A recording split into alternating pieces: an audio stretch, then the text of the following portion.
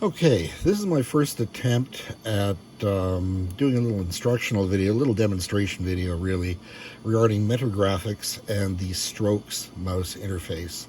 People have been asking me about this for years, as I tend to crow about how amazing an interface it is that nobody else has ever seemed to have implemented.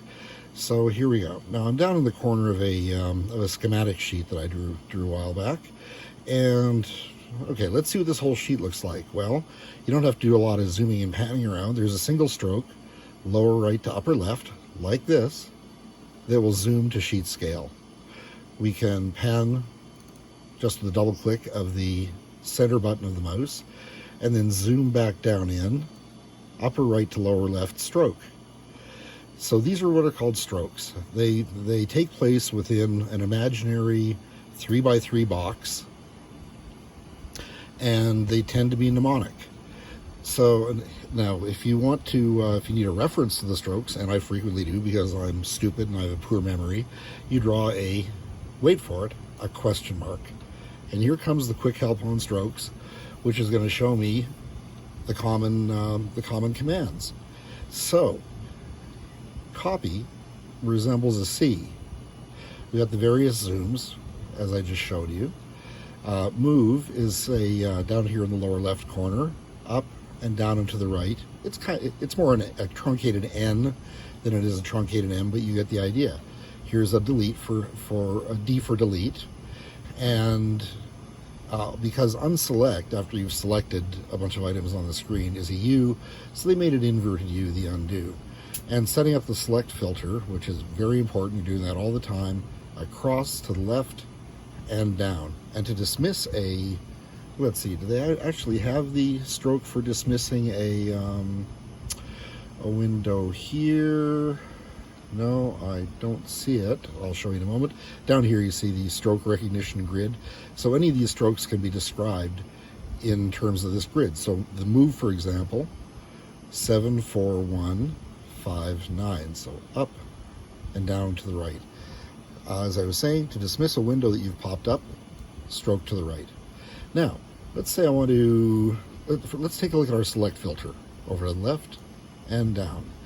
Our defaults are that instances, that is components generally, and pins and segments and vertices are selected by the default setting of the filter. I think that corresponds to add and root, yes. So, okay, or we could swipe to dismiss it. We've clicked on a component that is an instance, and now with an M, we can move it. Now this is where, this is a key feature of Mentor Graphics.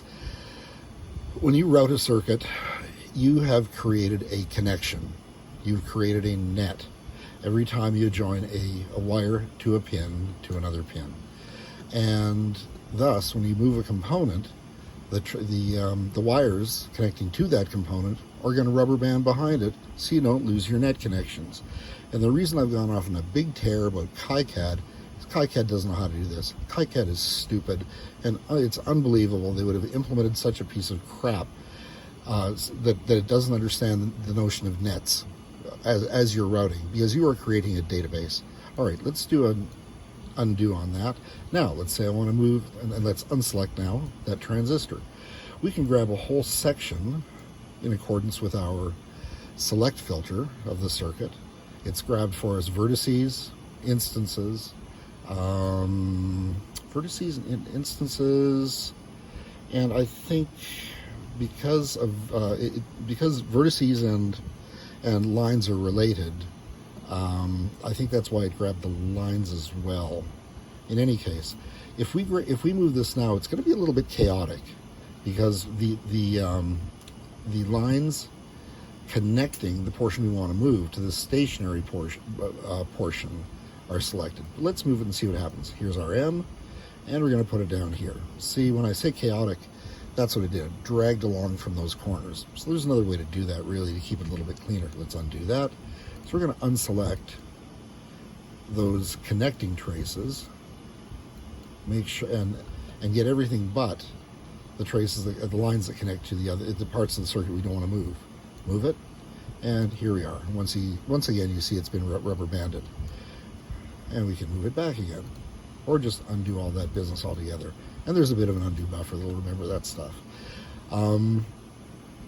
That is the briefest of introductions in a couple of minutes, and I'm going to upload this and see how it looks.